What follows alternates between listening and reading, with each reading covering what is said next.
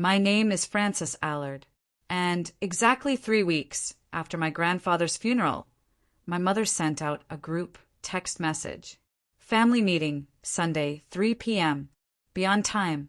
There was no explanation provided, no gentle warm-up to ease us into whatever was coming. Just a blunt demand delivered through a screen. And like a complete fool, I decided to go. I should have known better. I should have sensed what was brewing beneath that terse message.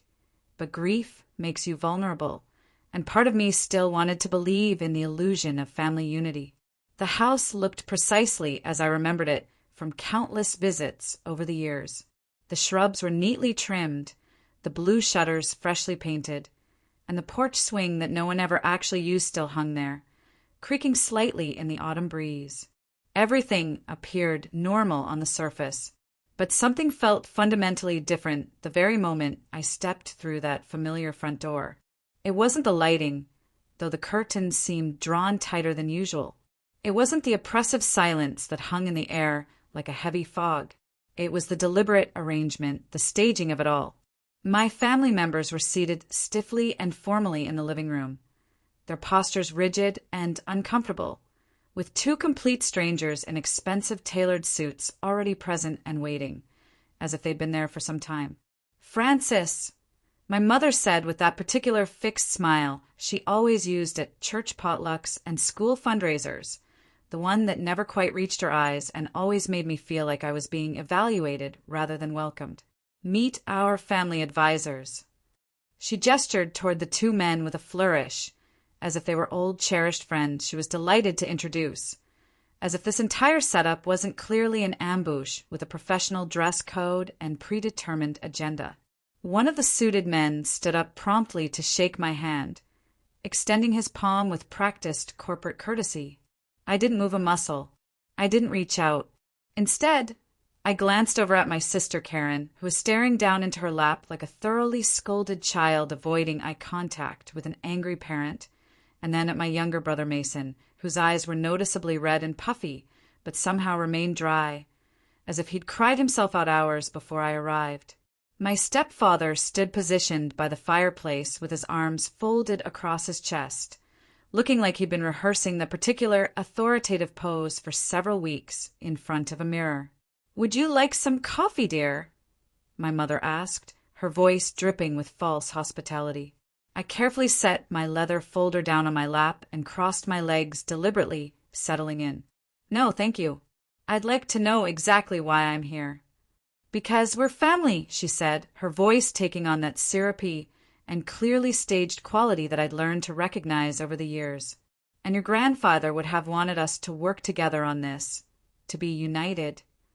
That's precisely when I realized what this whole charade actually was. This wasn't a genuine meeting meant for discussion. This wasn't a conversation where different viewpoints would be respectfully heard.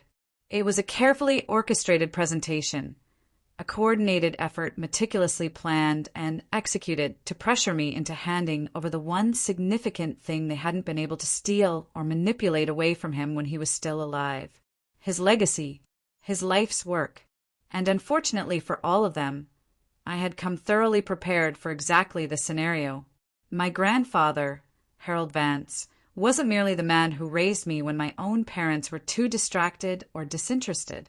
He was the fundamental reason I came to believe in structure, in the beauty of well-organized spreadsheets, in the moral imperative of sticking to the promises you make, even when absolutely no one is watching or holding you accountable.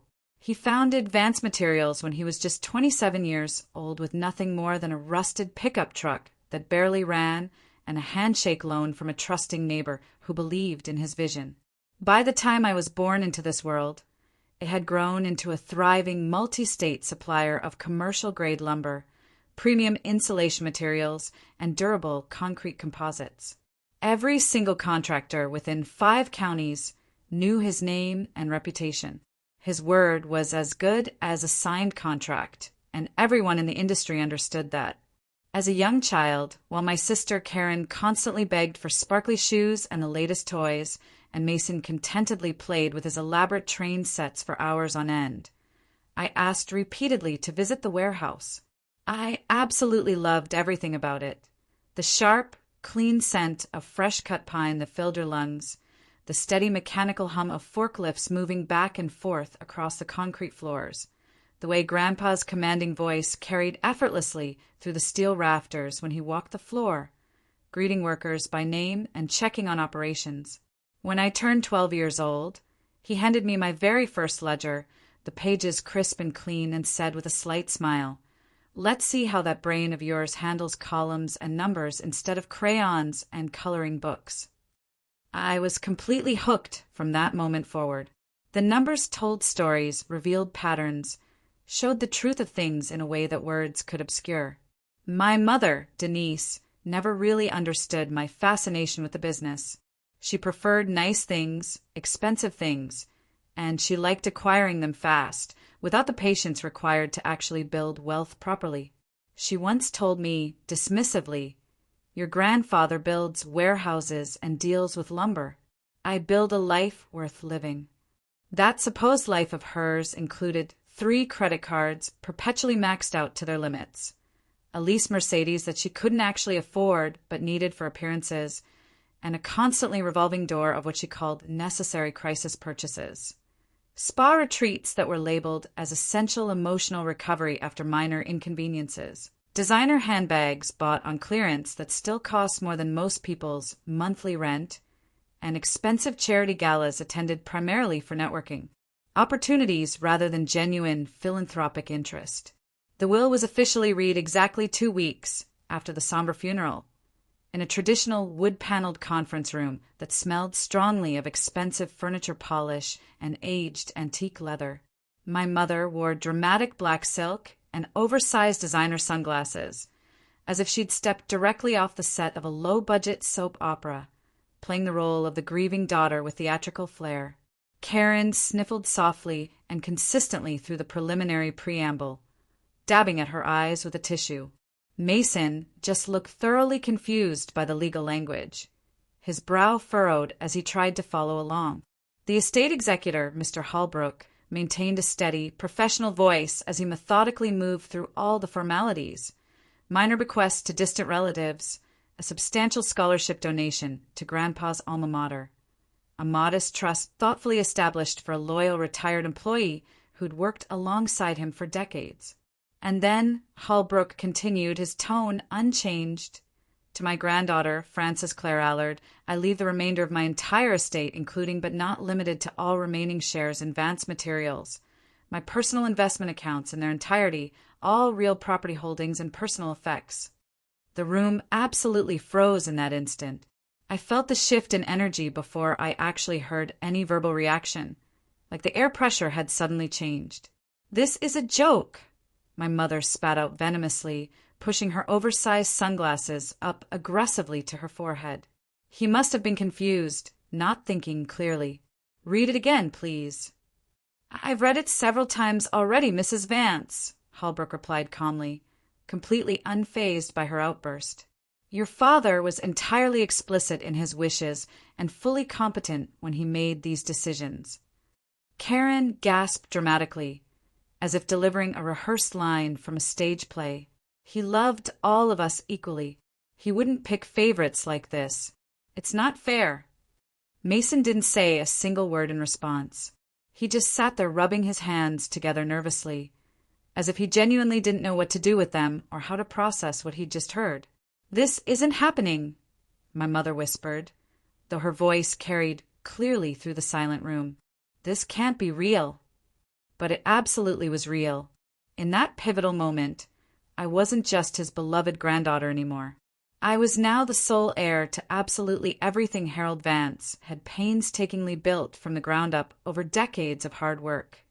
And honestly, I wasn't ready for the weight of that responsibility or the family conflict it would inevitably create. Later that same day, in the parking lot outside the attorney's office, my mother approached me with a voice full of calm poison, each word carefully measured. "Just sign everything over to me," she said smoothly, as if it were the most reasonable request in the world. "I'll divide it all fairly among everyone. I'll make absolutely sure everyone's properly cared for. You know I will." I didn't answer immediately, not because I felt unsure about my decision, but because I needed to choose my words very carefully to avoid escalating the situation. I need some time to think about all of this, I finally said. She narrowed her eyes dangerously. This isn't yours, Francis. You have to understand that. It's ours. Family money, family legacy. It belongs to all of us. That's not what Grandpa said in his will, I replied quietly. Her carefully maintained mask slipped noticeably for just a moment, revealing the anger underneath. He was manipulated somehow. You spent far too much time with him in those final years. You influenced him. He wasn't well, not mentally sound. But he had been sound, completely.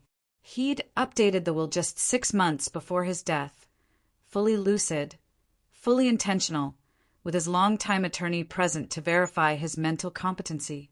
I remembered that particular day extremely well. He'd sat me down in his cluttered study, surrounded by decades of business records and family photos, and said seriously, "They're going to hate this decision. But I built this company for someone who truly understands what it cost me to create it, the sacrifices required. That person isn't your mother. It never was." It wasn't meant as a compliment when he said those words. It was a burden, a heavy responsibility, and it was now entirely mine to carry. The first message arrived that very night, glowing on my phone's screen in the darkness. It was from Karen. "Please don't let this ruin everything we have. We're still your family no matter what." Then my mother sent her message, dripping with maternal manipulation. "You'll understand once you have children of your own someday. Family comes first, always." Then came Mason's message, a single-word text that arrived at exactly 1:43 a.m. Why? By morning, my voicemail was completely full, maxed out with messages I hadn't asked for. Old friends of my mother, women I hadn't seen or spoken to since the neighborhood bake sales back in middle school, were suddenly concerned about my character. "Francis, I'm absolutely heartbroken. Your mother always spoke so highly of you over the years. This is such a profound disappointment." Disappointment. That particular word showed up frequently, repeated like a coordinated talking point. What they didn't see, what they'd never cared enough to understand or acknowledge, was what Grandpa and I had actually built together over the years.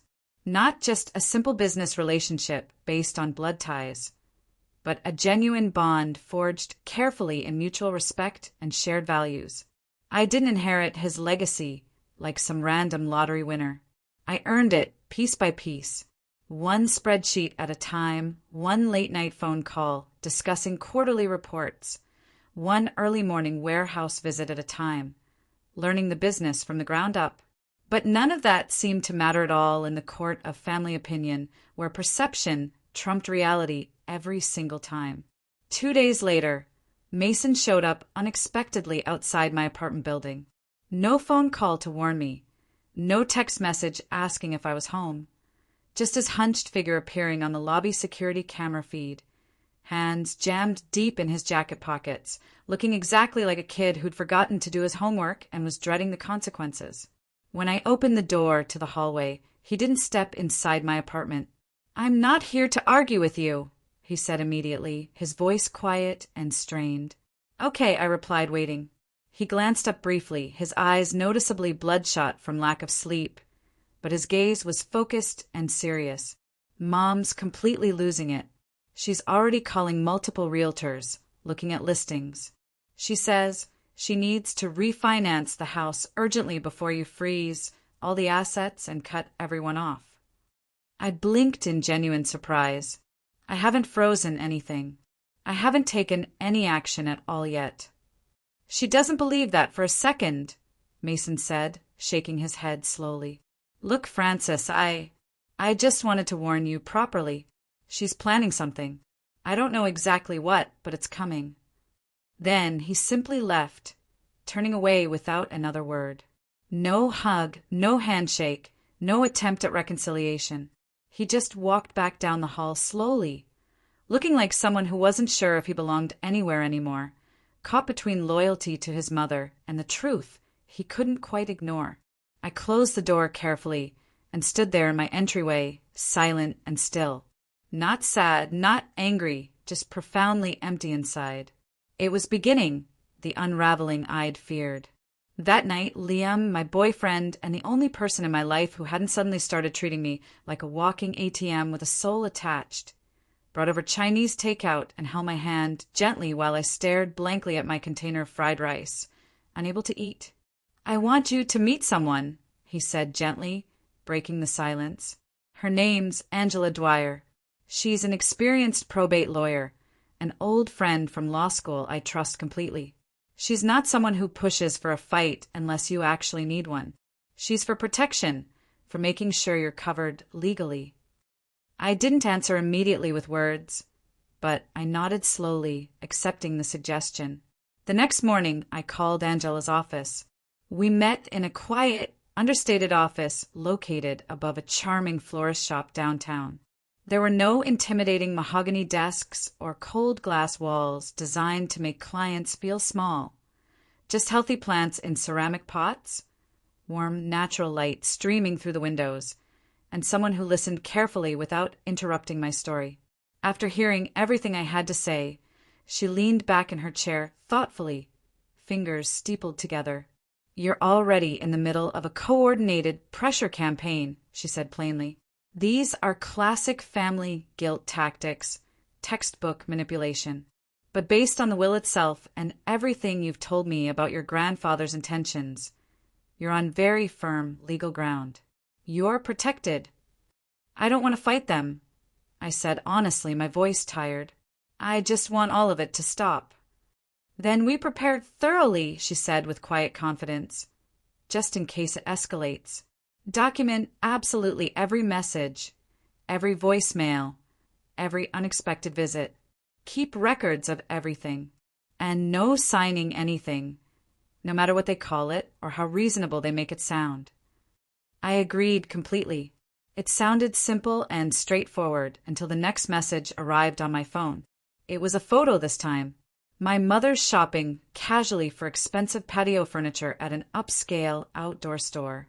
"Retail therapy through grief," she captioned it cheerfully, adding #selfcare, like this was a normal social media post. That same exact day, barely hours later, she texted me claiming desperately that she couldn't afford her utility bill and needed immediate help. The contradiction was staggering, the manipulation transparent, and that's precisely when I started printing out everything, building my file. The formal invitation to the ambush arrived in the form of a text message from my mother, brief and demanding. "Sunday, 3 p.m. house. Let's resolve this properly. Bring your paperwork." No signature, no friendly emoji. Just a time-stamped grenade lobbed into my week. Angela didn't like it at all when I told her. "This feels like an ambush," she warned seriously. "A setup." "It is," I replied without hesitation. "But I'm not walking in their blind this time."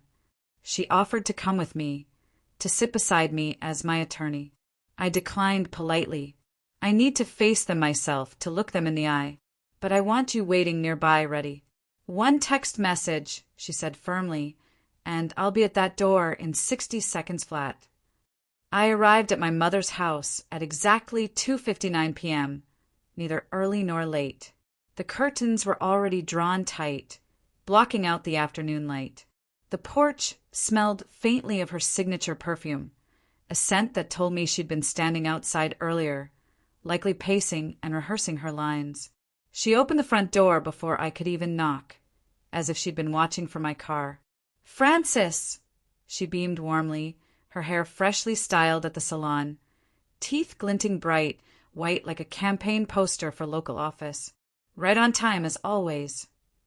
Inside, the living room was deliberately arranged like a formal deposition setting. Karen sat perched uncomfortably on the edge of the couch, spine rigid and stiff, hands knotted together tightly in her lap.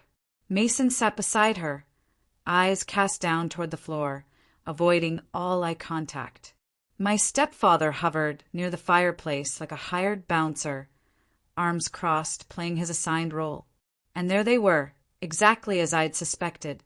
Two suited men seated in the comfortable armchairs, usually reserved exclusively for family members.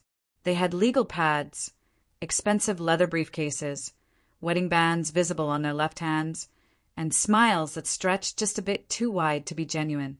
"This is Mr. Hale and Mr. Darnell," my mother said, gesturing grandly toward them as if introducing honored guests. "They've kindly offered to help us untangle this unfortunate misunderstanding that's come between us." I nodded curtly in acknowledgement, but didn't offer a handshake to either man. I wasn't here to play polite or pretend this was a friendly gathering. Only one chair remained open in the room, a high-backed wooden one positioned squarely across from them all, facing the lineup. Interrogation seating, classic positioning. I sat down without a word and laid my leather folder deliberately across my lap, meeting their eyes steadily. "Would you like some coffee, dear?" my mother asked again, still desperately clinging to her illusion of civility and hospitality. "I'm fine. Let's get to it," I said flatly. Mr. Hale cleared his throat professionally. "We're here today because your family is deeply concerned about the strain this situation has caused for everyone involved. No one wants a prolonged legal dispute, especially when your grandfather's intention was clearly for the family to stay united and harmonious." I let the silence stretch out deliberately, saying nothing, waiting. He shifted slightly, uncomfortable. "He wrote a will," I finally said simply. My mother jumped in immediately, her voice taking on that particular honeyed and firm quality she used when she wanted something. "And we're not disputing that at all, sweetheart. We're not challenging the document itself. But surely you can agree that splitting everything fairly between all of us would be more harmonious for everyone, more in keeping with family values." "Harmony wasn't mentioned in the will either," I replied evenly. Mr. Darnell opened his briefcase with a practiced motion, sliding a thick stack of official-looking documents across the coffee table toward me. "This is a voluntary redistribution agreement we've drafted. You retain a healthy percentage for yourself, 20% of the total estate value. The rest returns to the family, distributed as was always understood and intended." "Understood?" I asked, my voice sharp. "By whom exactly?" Karen finally spoke up, her voice trembling with practiced emotion. "Grandpa was sick, Frances. He wasn't thinking clearly." "He wasn't thinking clearly," Karen continued, her voice wavering with manufactured emotion. He thought you'd know what to do with everything.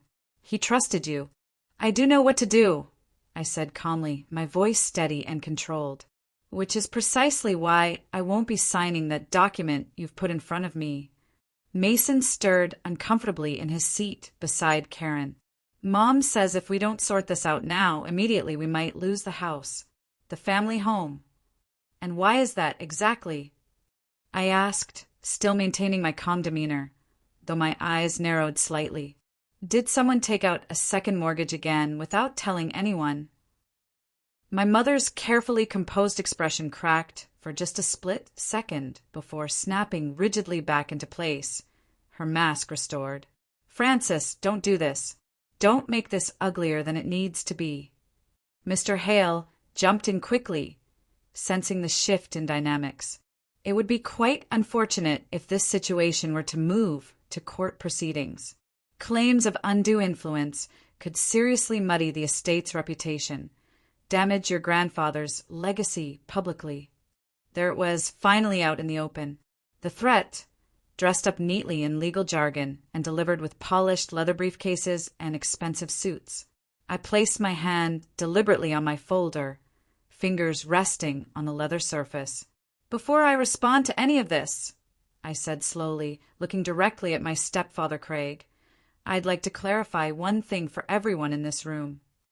I paused for effect. 6 months ago, you mentioned to Grandpa's home health nurse that you'd already put a substantial deposit down on a luxury property in Naples, Florida. Was that transaction made with inheritance money you hadn't yet received? His mouth opened as if to respond, then closed again without a sound emerging. I have a recording of that conversation, I continued matter-of-factly, and a complete paper trail documenting the timeline. Bank statements, property records, all of it. My mother's practiced smile vanished completely from her face, replaced by something harder, more desperate. I opened my folder carefully and laid out one single sheet of paper on the coffee table. It was a printout from my grandfather's personal ledger, his distinctive handwriting clearly visible.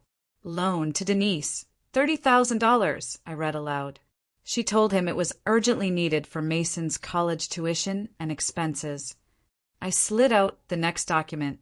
I heard later, through his nurse actually, that it was used for a crisis cruise. Emergency, stress relief, apparently. Then came the next piece of evidence. A dated Instagram photo, printed in full color, showing my mother sipping champagne aboard a luxury cruise ship, cocktail in hand, sunset in the background. The caption read cheerfully, "Deserve this." #blessed. I looked up slowly at the two so-called advisors seated across from me. "Still feel confident about drawing up paperwork today, gentlemen?" They didn't answer. Neither did anyone else in the room. The silence was deafening. My mother stood up so suddenly and forcefully that her chair scraped loudly against the hardwood floor. "You ungrateful little—" I didn't flinch, didn't react at all. I just calmly slid another paper across the table toward the group. "May 8th of last year, you told Grandpa that Karen needed emergency dental surgery, something urgent and unexpected. He gave you $20,000 immediately, no questions asked." I glanced over at my sister. "But you were in Scottsdale that weekend, weren't you, Karen? Luxury spa package with your friends, right? I remember seeing the photo of you in that monogrammed robe." Karen went visibly pale, all the color draining from her face. Craig cursed under his breath, a string of profanity. "Francis, this is low," my mother hissed, digging through a dead man's private notes to twist his memory against his own family. "This is despicable." "He wasn't confused about anything," I said firmly. "He was exhausted by all of you, worn down, and he kept meticulous records because he knew exactly this would happen. He knew you'd come for me, try to pressure me, manipulate me." I reached for the last item in my folder, handling it carefully. A sealed envelope, slightly worn at the edges, addressed in my grandfather's distinctive looping script. "For Francis, if they come for it." I didn't open it right then. I didn't need to break that seal in front of them. But the two men in expensive suits were already shifting uncomfortably in their chairs, the confidence and authority draining visibly from their posture and body language. Mr. Hale reached up and adjusted his tie nervously. "Miss Allard, we were told by Mrs. Vance that this would be a cooperative conversation, a family discussion aimed at resolution." "It was never going to be that," I replied flatly. "And you're not actually legal counsel, are you? You're not attorneys representing the family, just pressure brokers, hired guns meant to intimidate me." I turned to face my mother directly. "You didn't tell them I already retained a real lawyer, did you? An experienced probate attorney? She's sitting in a car outside right now. One word from me, one text message, and she's at that door with her own briefcase." The two advisors stood up almost in perfect unison, recognizing the game was over. "We'll excuse ourselves from this situation," one of them muttered awkwardly, snapping his briefcase shut with finality. "Mrs. Vance, we were completely unaware of any pending legal counsel representation. This changes the dynamic considerably." My mother's expression transformed into stone, cold and hard. "This isn't over," she hissed through clenched teeth. "Actually," I said, standing up myself and gathering my materials, "it is over. It's completely finished." I gathered all my documents slowly and deliberately, making sure nothing was left behind. "I'm not signing anything you put in front of me. I won't enable your reckless spending patterns anymore, and I absolutely won't let you rewrite the past just because the present reality no longer suits your narrative or your lifestyle." You owe us, she said desperately. We're family. I owe Grandpa, I replied firmly. That's who I'm honoring here. His wishes, his legacy, his years of hard work. Then Mason stood up suddenly. Everyone froze completely, even Craig stopped moving. The room held its breath. I didn't know, Mason said quietly, but his voice carried clearly through the silent room. About the cruise or the spa treatments, or that you used my name specifically to take money from him. You used me as an excuse. He looked directly at our mother, hurt and betrayal clear in his eyes. You said Frances was selfish, that she was tearing the family apart. But you lied about everything, didn't you? About all of it. Mason, sit down right now, she snapped, her voice sharp and commanding. No. The single word hit like a bell ringing, clear and final. He turned to face me, his expression uncertain but determined. Can I come with you? Can I leave with you right now? I nodded without hesitation. Let's go. Craig stepped forward aggressively, chest puffed out, trying to physically intimidate. You little. I raised my phone calmly, screen visible. This entire conversation's been recorded. Every word, every threat, everything. He stopped cold, frozen mid-step. We left in heavy silence, passing the stunned faces of a family that had always simply assumed I'd bend eventually, that I'd cave under pressure. Not this time. Never again. Angela was already out of her car and standing on the driveway when we stepped outside into the fading afternoon light. You okay? She asked immediately, her eyes moving between me and Mason with professional concern. He's with me, I said simply, and we're done here. Completely done. Behind us, the front door slammed so hard the porch light flickered and rattled in its fixture. But for once, for the first time in my life, I didn't look back over my shoulder. Mason didn't speak much during the ride back to my apartment. He sat quietly in the passenger seat, staring straight ahead through the windshield, his fingers occasionally tightening visibly around the seat belt strap, processing everything that had just happened. When we reached my apartment building, he followed me inside without asking if he could stay, without requesting permission. He already knew the answer. You're on the couch, I said, unlocking my door. It folds out into a bed. Sheets are clean. I just washed them last week. He nodded gratefully. Thanks, Frances. Really. We didn't talk about what had happened at the house.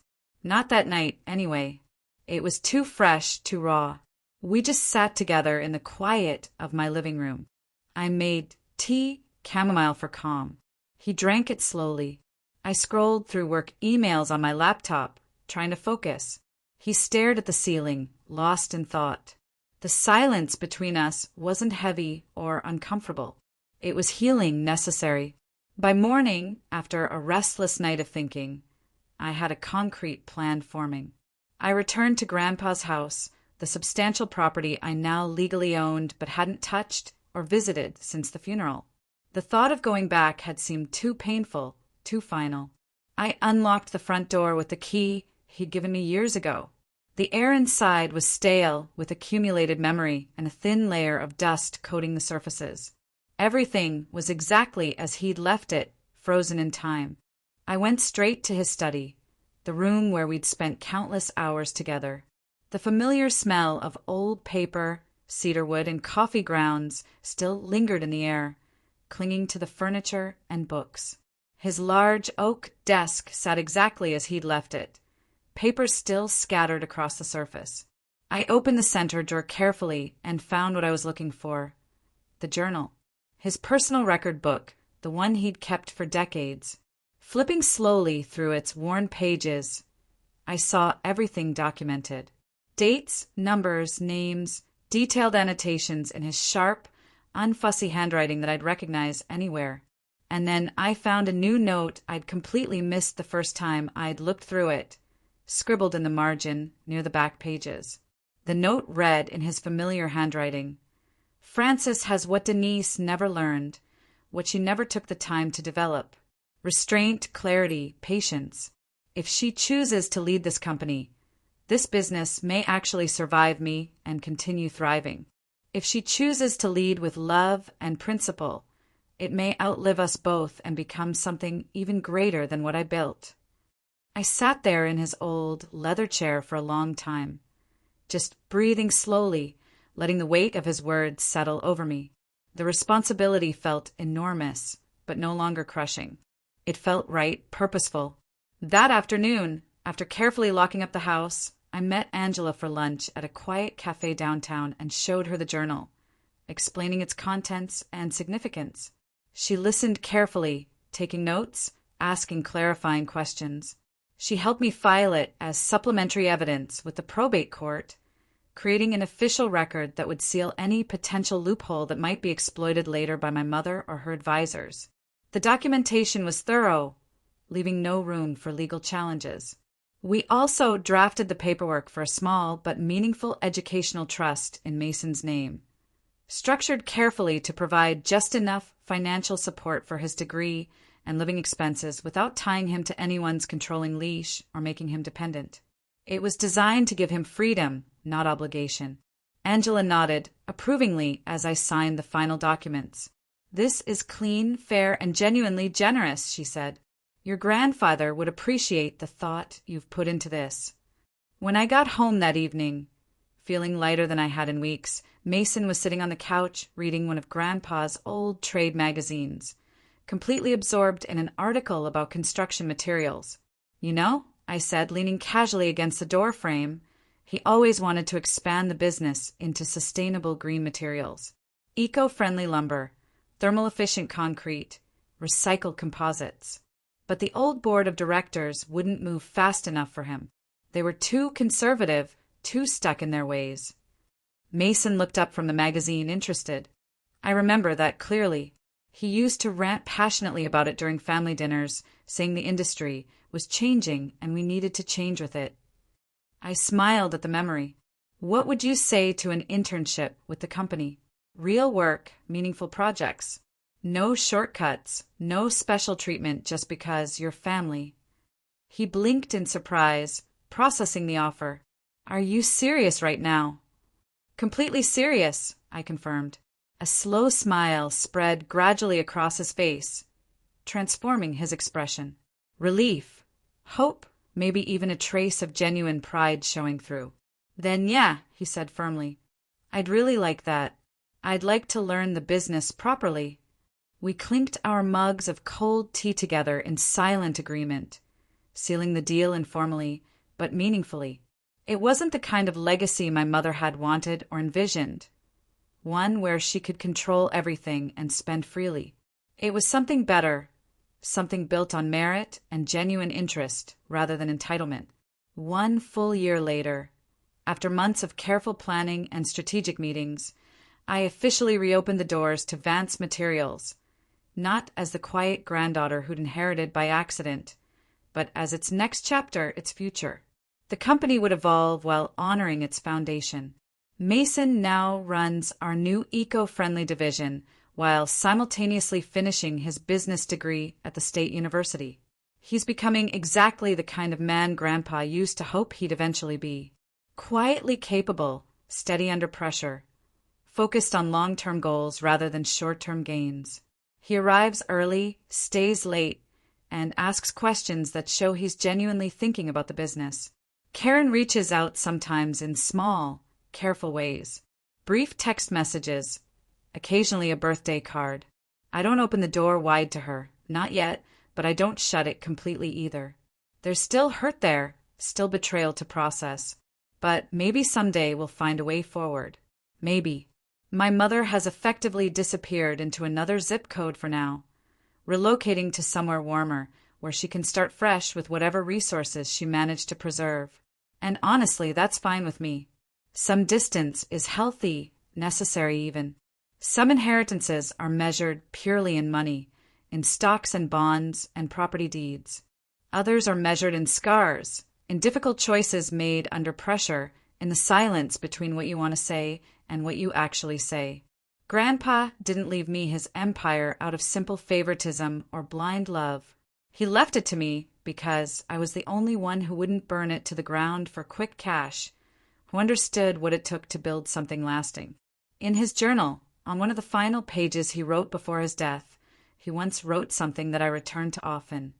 Frances won't always be loved for doing what's right, for making the hard decisions. People will resent her choices, but she'll sleep at night, and that matters more. He was absolutely right about that.